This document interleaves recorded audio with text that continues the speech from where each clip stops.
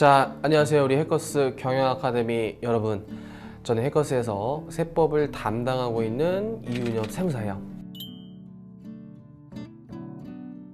이제 합격 후에 과연 여러분들이 무슨 일을 하고 어디서 어떻게 어떤 과정을 거치는지 정말 세세하게 말씀드릴게요.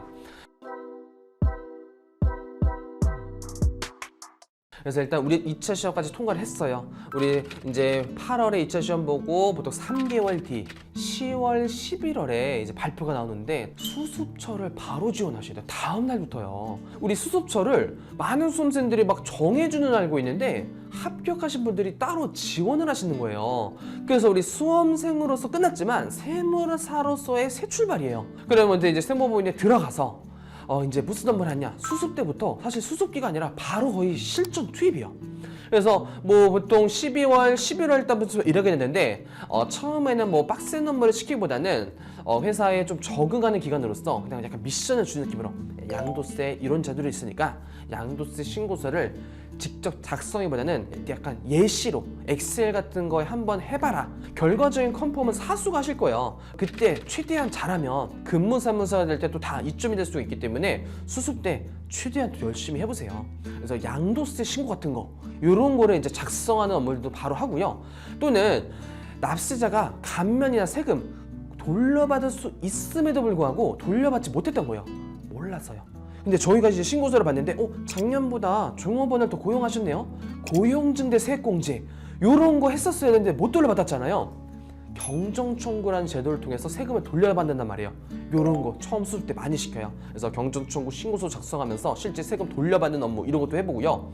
그리고 이제 1월 달에 이제 넘어가시면 보통 이제 부가세 신고가 들어가요. 우리 1월 25일에 부가세 신고가 들어가니까 이제 각 세무법인들 또는 뭐 개인 세무사무실의 거래처분들이 신용카드 자료라든지 세금계산 자료들을 다 넘겨주고요.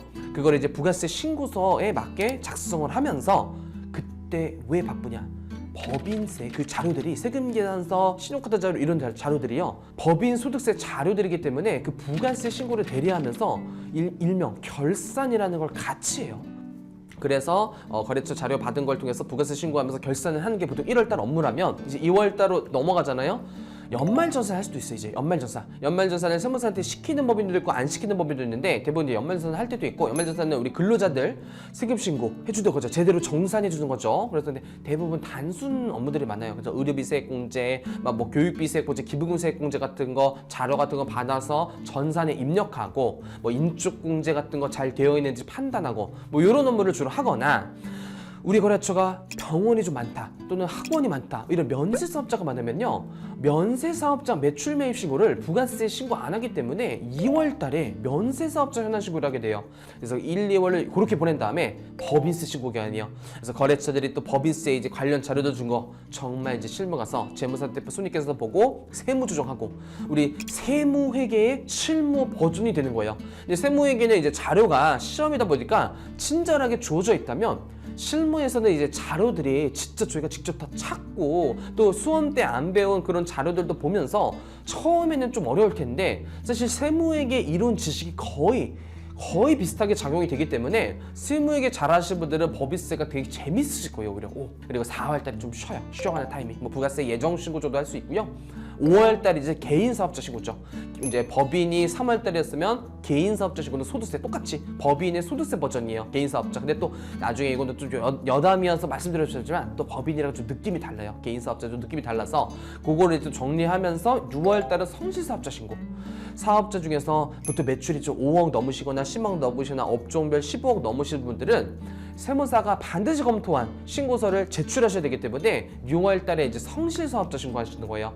그리고 이제 수습기간 끝난 다음에 근무세무사가 됐단 말이죠. 그럼 그때 다시 하는 업무들 1월, 1월, 3월 하는 것들이 반복인데 또 어떤 세무법인들은요 경정 업무만 1년 내내 할 수도 있고 어떤 법인들은 상속증여세만 1년 내내 할 수 있어요. 상속증여세 신고서를 대신 작성해주면서 세금 계산해주는 또는 중간중간에 계속 내가 이런 상황이 있는데 세금 얼마나요? 라는 컨설팅 업무도 계속 하실 거예요. 컨설팅은 그냥 1년 내내 들어오는 거예요. 1년 내내.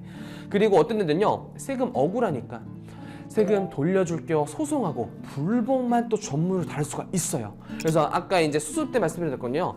기본 세무사들이 하는 업무고요. 거기 이제 플러스로 양도소득세, 상속증여세, 요거를 실무에서는 재산세자라고 해요. 재산세 신고를 대리를 주로 하거나 아니면 경정청구 불복처럼 세금 돌려받은 업무를 주로 하시거나 마지막으로 혹시 청에서 있다 나오신 분들이 이제 세무사 개업을 하시면요, 세무조사 대응이라는 것도 굉장히 많이 해요.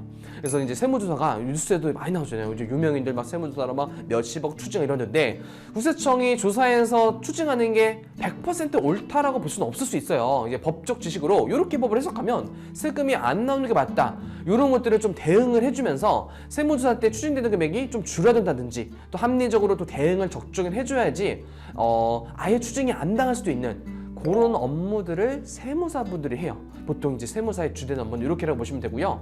또는 내가 꼭 세무사로 안 하고 싶고 대기업이라든지 공기업이라든지 뭐 은행 같은 데 가서 세무 업무를 하고 싶다, 아무래도 자격증의 가산점 등으로 인해서 취업이 될 확률이 높아지기는 해요. 그래서 대기업 내부의 어떤 세무팀이라든지 또 은행에 들어가셔서 또 나중에 경력이 쌓이지만 은행 내부에서 PB팀이라고 해서 이제 개인 어떤 세무까지 이제 담당해주는 그런 업무로 빠질 수도 있고요. 또는 저는 공무원의 경력을 쌓고 싶은데요, 세무사 합격하고 가산점 5점이 붙기 때문에요, 세무공무원 7급 세무공무원으로서 경력을 쌓은 다음에 안정적으로 개업을 하시는 그런 거리도 있다는 거예요. 그래서 이렇게 해서 한 3년 정도 보통 근무세무사 경력을 쌓으면 개업세무사가 되는 거예요. 근데 이제 개업하시면요, 여러분들 주된 업무는 계속 취하는 세금 업무뿐만 아니라 이분들은 세무사가 만능 엔터테인먼트를 하기 때문에 세무사한테 다 물어봐요. 일단 들어온 거래처한테 잘하는 게 저는 가장 1순위라고 좀 생각이 들어요. 이렇게 해서 거래처가 들리면 직원 뽑아서 맡기시고 또 내 거래처 늘리고 이런 식으로 진행다 보면은 많은 수입을 또 버는 성공 세무사가 되기 때문에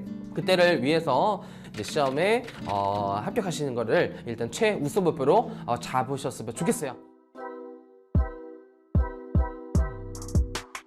그래서 들으시는 고생 많으셨고요. 다 아시죠? 우리 좋아요, 댓글, 구독, 알림 설정 꼭 해주시고요. 수많은 또 콘텐츠들은 경영 아카데미 홈페이지에 들어와서 꼭 많은 강의를 들어주세요. 그래서 고생 많으셨고요. 들어주셔서 감사해요.